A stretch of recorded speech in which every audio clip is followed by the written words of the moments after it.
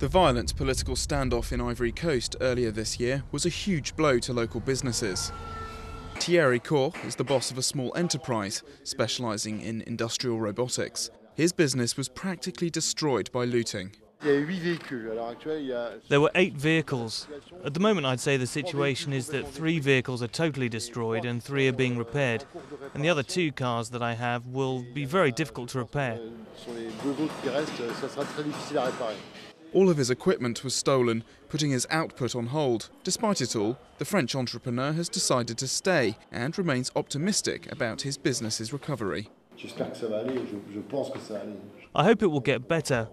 I think it's going to now because we can't go back to the dark period we've lived through since 2000.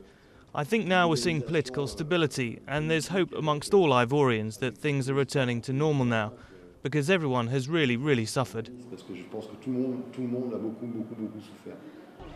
Violence erupted in Ivory Coast last November when then-President Laurent Gbagbo refused to admit defeat in an election widely believed to have been won by Alassane Ouattara.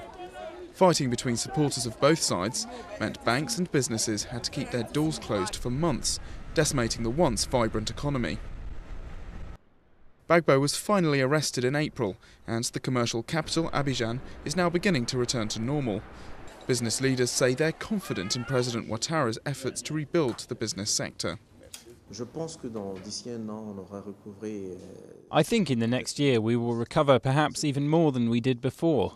These first 6 months will be decisive. If the reforms are carried out as desired, we could see recovery figures that go well beyond our expectations. There's a lot of ground to take back.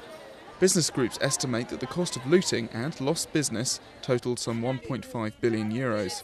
But as the world's biggest cocoa producer and former economic powerhouse of West Africa, hopes are high that Ivory Coast can regain its former glory.